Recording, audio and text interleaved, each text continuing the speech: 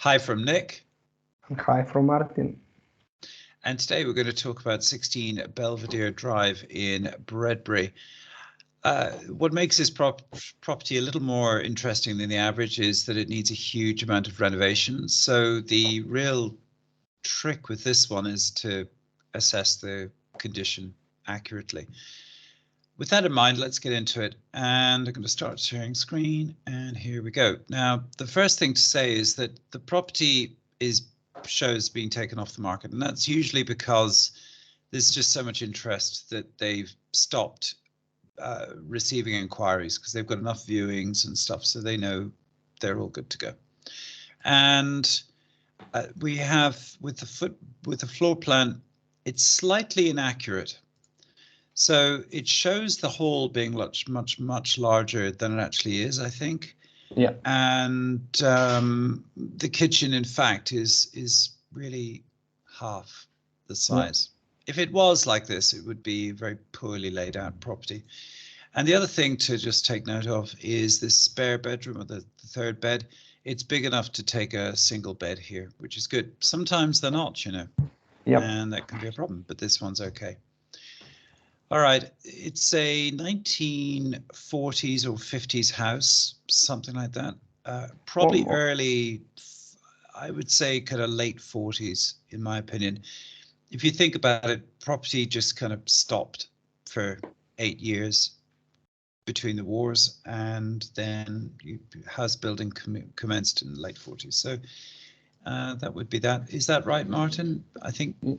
Yeah, it said that it's between 40s and 66. So decent backyard. Grass is a bit so. So what this tells me is it's getting a decent amount of sunlight, but not a super large amount. It's okay. You've got the trees affecting the property on that side. And if we zoom in a little bit here, it's on the other side. Google says it's here, but no, it's actually over. Yeah, over that's here. So I think it's 14. This must be 16. Yeah. And there are some trees, and broadly so sun sets in the east, rises in the east, sets in the west, and so it'll get decent light during the day. So that's all good. So it's south facing front and south facing back. So that's broadly quite good. We'll talk about this later, but it's got an issue with noise because of the motorway. It's a questionable issue. The question is it tolerable? I think it is, but it's a compromise, and it's just something one has to bear in mind. But the biggest compromise with this property is the extent of necessary renovations, which we'll talk about in more detail as we go through. Now, the problem with estate agency pictures is that A, they show you the good bits, B, they're usually quite low resolution. So it's difficult to really judge what's going on here. But overall, properties built in the 50s started to use plasterboard, and the question is this plasterboard or plaster and lath? If it's plaster and lath, it's a problem. Plasterboard, less of a problem. All of this is a bit questionable. I think it had a big renovation in the 70s, hence the roofing. So if we look at this area here, these look to me like your classic concrete tile roofs that would have been retrofitted, I think. It's hard to judge because all the roofs would have had it. But here's a couple of old ones. So yeah, this makes sense. So it's original clay tiles, and they were replaced probably in the 70s. And then you're on to that's 16. So this is 16. Then you're onto these concrete things. So okay, this promises well, because at some point there was a lot of work done on the property. So far so good. The next thing we're going to do is just look carefully at the videos and the materials sent to us by Nicola, the viewer. And brickwork looks all right. Damp proofing is probably reasonably good because of its age of build. Generally, you can say if built in the 50s, 40s, that kind of thing, and onwards, very low risk of damp issues. 1930s to 20s, higher risk. Pre-1915, 14, very high risk. And therefore, you're always looking to see if there's damp proofing done. That all looks fine. There's not much to say here. It's just a nice little neighborhood. The issue is the road noise rolling across the fields from the motorway. Let's enlarge that. And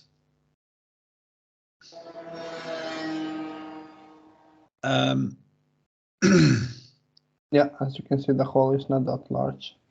Yeah, the issue here that Nicola flagged up is that it could be a back to brick, and you can see that a lot of the plaster is not great.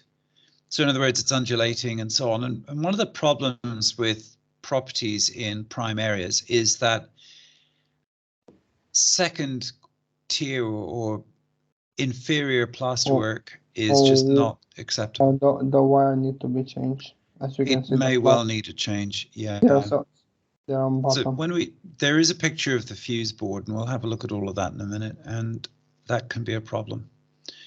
So there's a lot of sort of undulations in the plasterwork. Now, if this was a little cottage, like pretty little old-fashioned cottage, be great. Then it's part of what the property should be.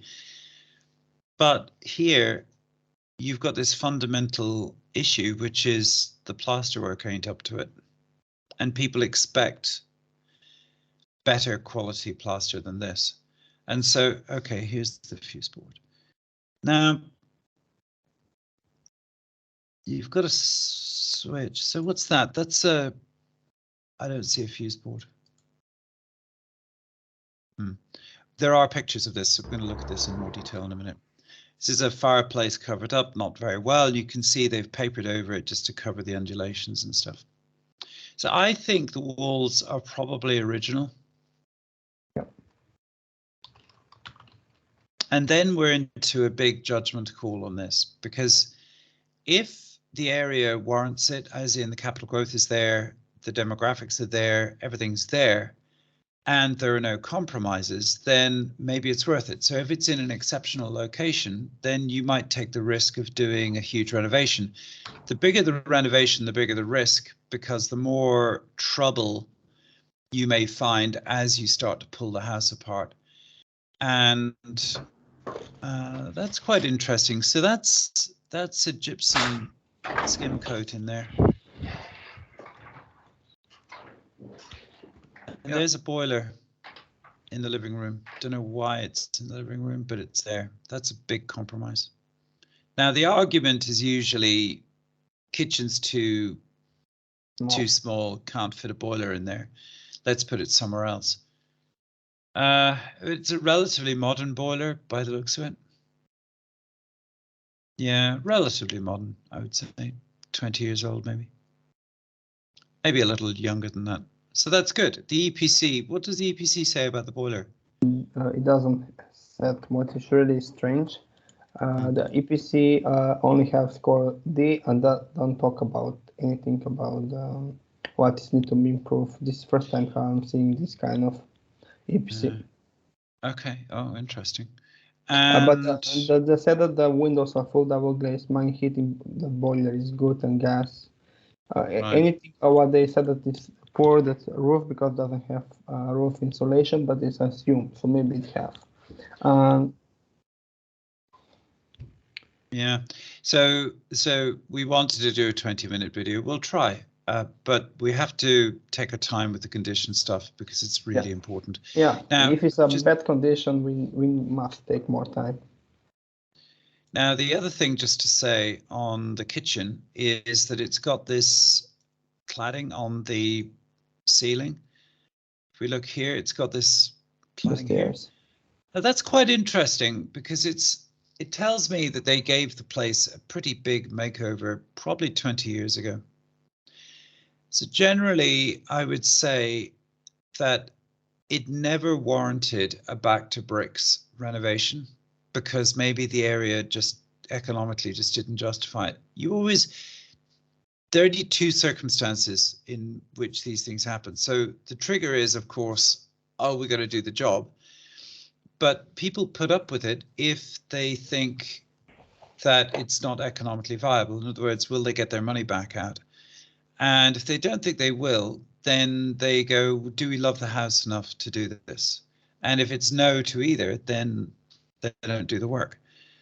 And I think with this house, it was never a good enough area in a good enough location to justify doing this huge work.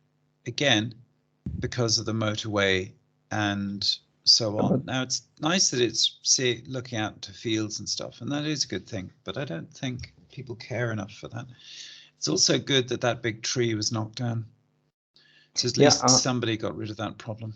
Yeah, and when I suggest this property, I checked that it's more than 300 meters away from this highway, so that's why I said it's a compromise. So the thing is, we'll see when we look at the capital growth data, if Bredbury was just not great and the property was decent enough property but not in a great area, then why would you spend so much money pulling the place apart? Again, it only justifies it if the market justifies it or people fall in love with the property and they have the money to do the work. So what we're always looking for are properties where people made the uneconomically advisable decision to just completely renovate. So they spent the money, but the market doesn't justify it. Then we know we got ourselves a nice one. And it's about like someone buying a secondhand car. If somebody spent all the money on doing the work and the market doesn't justify it, you get the benefit of all their expenditure for no cost. And that's what we're always looking for in these properties in poor condition. Occasionally, we find properties in exceptional locations that are absolute wrecks and need back to brick. And it justifies it because of the exceptional condition, because once in this beautiful condition, it'll attract those premium buyers. So you get your money back basically plus some, and it'll attract great tenants. So that's what we're always looking for. And if the equation doesn't quite add up, then we're like, well, I don't know. All right, so decent double glazing. Yeah, it's all decent and in decent condition. And that's, so I'm going to leaf through these. Here we go. Yeah, that's fine. Gas meter looks okay. And I don't see a fuse board. I see some very old wiring from the 70s. I think it's need new wiring, because also the wiring because the wiring is on the almost hit the ground floor. So when it's this case, as we know, it's really old because new. Yeah, so a lot of roads are leading back to maybe it's a rewire and therefore it's a back to bricks thing. And if I don't see a circuit board, I'm just like, well, okay.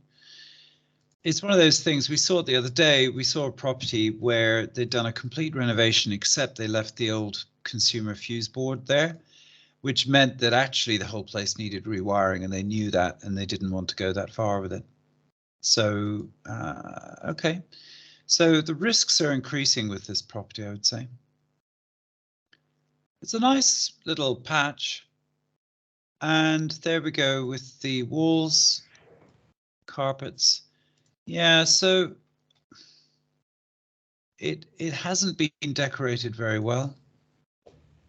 Chimney breast needs redoing. Same story here. It was just kind of DIY, I think, by what I can see. So this would fall into line with the narrative that this wasn't a particularly great area, was never really worth investing in, and therefore, when the work was done, it was always so-so. Yeah, the issue here is that once you start peeling off the wallpaper, then you might find that the plaster work is all going to collapse on you. Yep. And you can see here just kind of old cracks on the ceiling and old cracks on the ceiling and just, it's all right. But the question is, does the rest of it stack up? So we're going to find out. Original doors, obviously. But pretty little house. It's just annoying that somebody else didn't do the heavy lifting. Now, what does she say? Full renovation, rewire, yeah.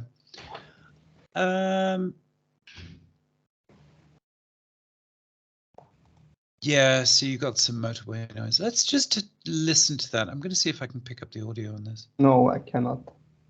I cannot because I need to turn the sound on for this. It's just my WhatsApp gets so busy. It's just.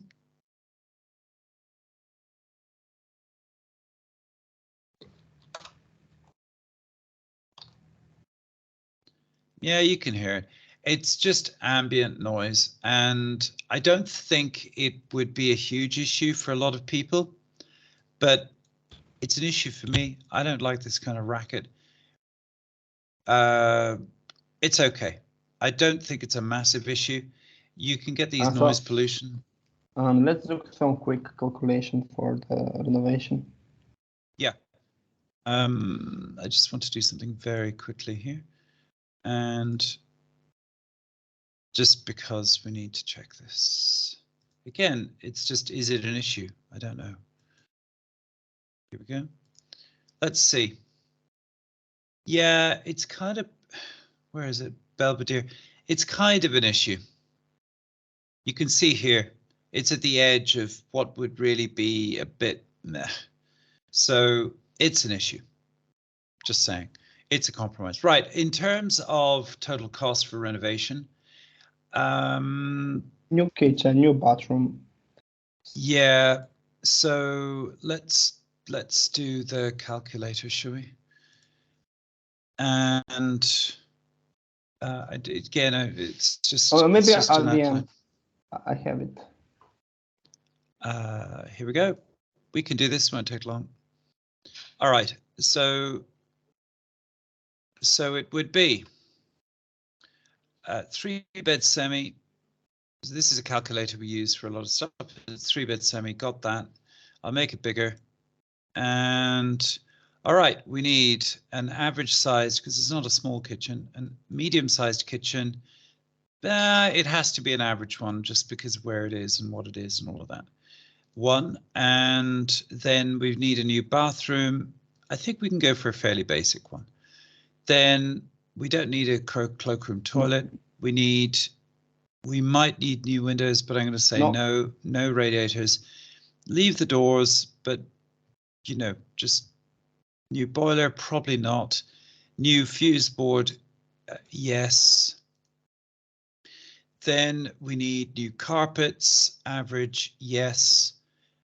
Landscaping, not really. I'm going to just put a little budget in there for landscaping. So this is, you can ignore this stuff on the right here, by the way, it's not relevant, it's for portfolio. So if you have a budget, what would you spend? Hard flooring, I think we need to put in that, and I'm going to put that in, and carpets, yeah. All right. So we're missing one thing, which is, what does it need? It needs more than a complete redecoration, I'm afraid. It needs back to brick. So the total renovation cost would be somewhere in the region of,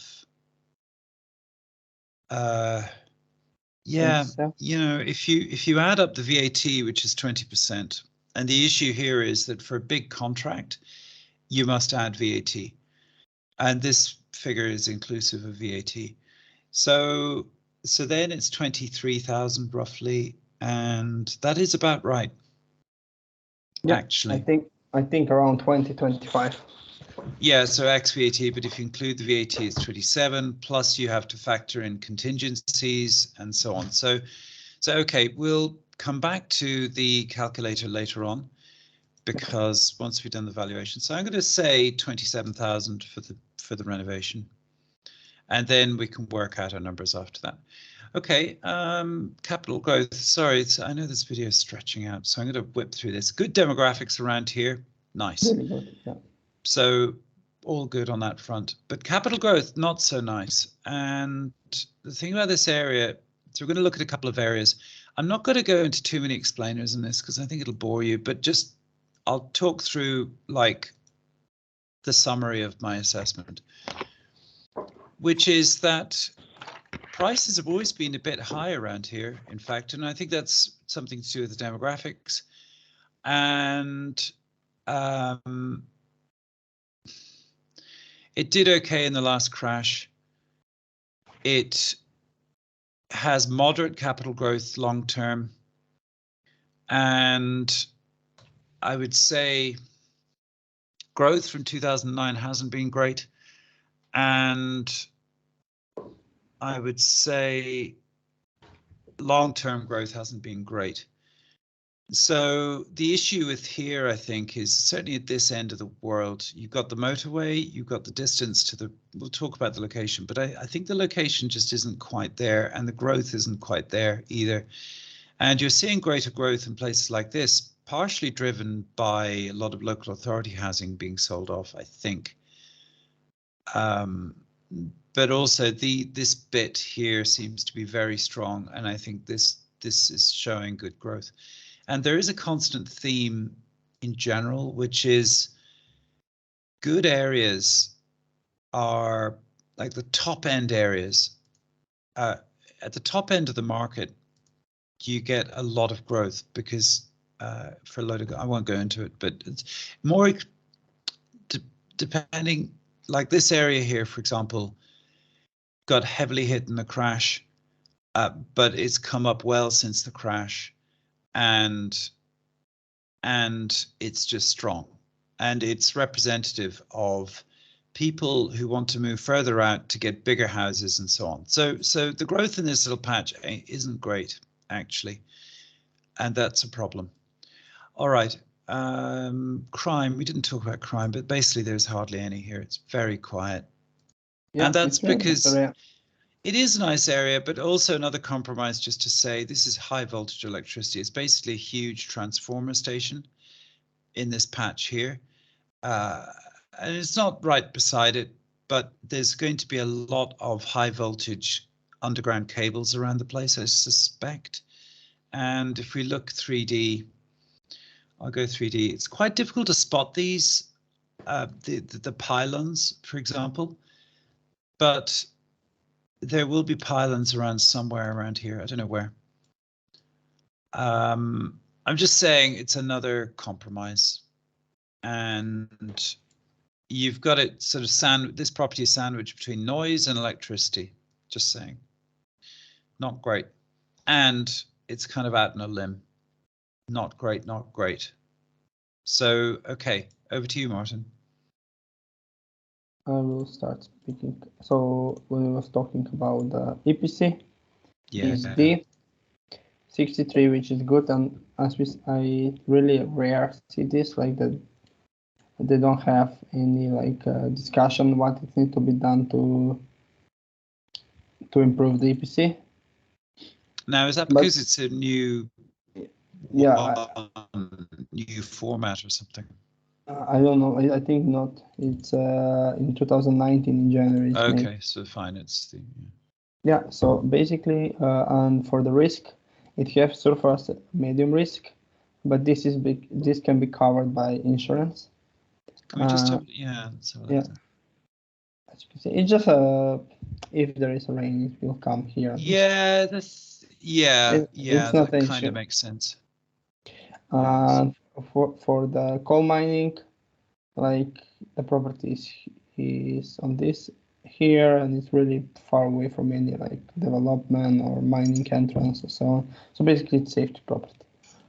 When you talk about the location, yes, this is compromised because of high voltage, and also it's compromised because of the noise. But basically, it's more than property is here. So I will, when you measure, you can see that it's more than, it's 300 meters from the property, the highway. So that's why I was thinking like it's not noisy, but yeah, but the issue here is that you've got a valley in between. So you got the motorway that's elevated, you got the valley, and then you got this property at the top of the valley at the other side, and that's why the noise is traveling so much. Yeah. Otherwise, it would be fine if it was flat, or the valley or the motorway was you know, and there was loads of buildings between it. Fine, but not fine in this case. Yeah, and about the transport. So as you can see, it's really central, close to Stockport. So it's just like 20 minutes by bus, but in Sunday, in working day should be faster, and with the car it's like 5 minutes. You have a lot of stores here, a lot of shopping center, a large shopping center in Stockport. So basically, the location based on that is really nice, and also you have like also nerve centers here, so it have a lot of like outlet. Oh, it's a big old industrial. Well, yeah, so it's an industrial. It's place. an old factory building, listed factory building that they tried to repurpose. Yeah, and also you have like schools which are good. So yeah, and also it's close here. You have a lot of stores. So basically, on the both sides you have stores, and here is the train station. So if you want to arrive to a train station, you with the car is 6 minutes. It's 9 minutes by transport, and this go directly to Manchester and so. And also it's connecting other cities. This train station. So it's a location. If that wasn't like the high voltage and because of the valley and because of the highway, it will be really nice.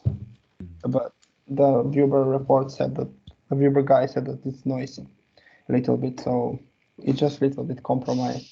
If it was further, if it was like further, yeah, it's just, go on. Yeah, on the same street as you can see, one property, but it's a little bit extended, and it's sold for 245 and in 2020. So, but it's extended, as you can see, and it's much modern. It's modern, extended, fully modernized and beautifully extended. Yeah, but I'm just saying that the properties here around her, you have when you do the comparables, then near like you can have for 235, 220, 250, same type of property.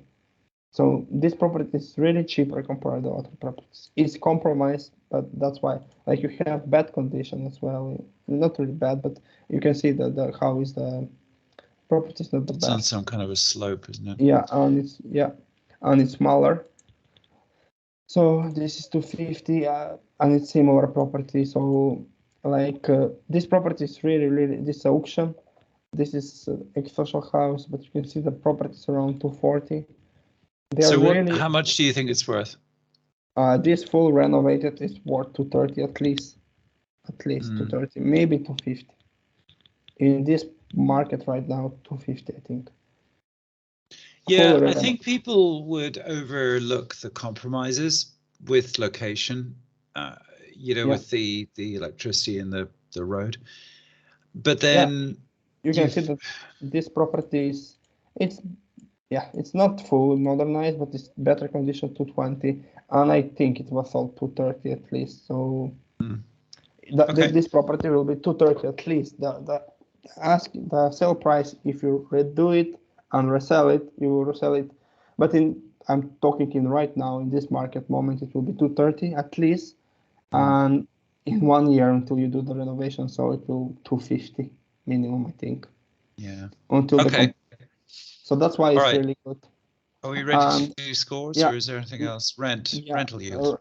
Rental 1,050, 1,100, maybe almost 1,200, because in this area around it doesn't really have, because it doesn't have a lot of houses in 1 cross 4 miles, so I don't want to extend the search. So it doesn't have rented property in the last 1 year and a half. So then the market was really like lower, but when you extend to 1 mile, like properties are renting for 1,100, and I think 1,050 will be the minimum rent for this property if you make it nice. So should we do the scores and all of that? Yeah, let's do the calculation first, maybe. Yeah, and right. So what's the ask? It's 180. I think 195 at least. Well, let's assume worst case. And we say renovation 27, so that's a VAT inclusive figure. So just and until it's renovated, it will rent 1,100 definitely. Yeah, so 21,000. Yeah, so it is £20,000, 22, that kind of money in the renovation.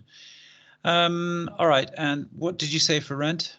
I think until it's rented, renovated, everything 1,100. So it's about 5 point. Yeah, well, that still kind of works. So that's why I suggest a little bit compromised. But when you think about the yield and so on, I think the people will not really. It's enough far away for the noise to people. I don't know. It's a little bit compromised, but I think it's still good and doesn't have any risks. I don't see like a risk with this property. That's why I think. Yeah. Yeah. I'm just worried maybe, but the high voltage electricity, maybe it will give issue with the refinance or mortgage purchase. I don't think so. I think it's far enough away. Yeah, I will measure now. It's far enough away. I think it shouldn't be an issue. It's 260 meters from the entrance of the voltage. So if you do a search for ANNABLE road, for example, you should be able to see sales on that road, and that's way closer. I think it's fine. I don't think it's an issue.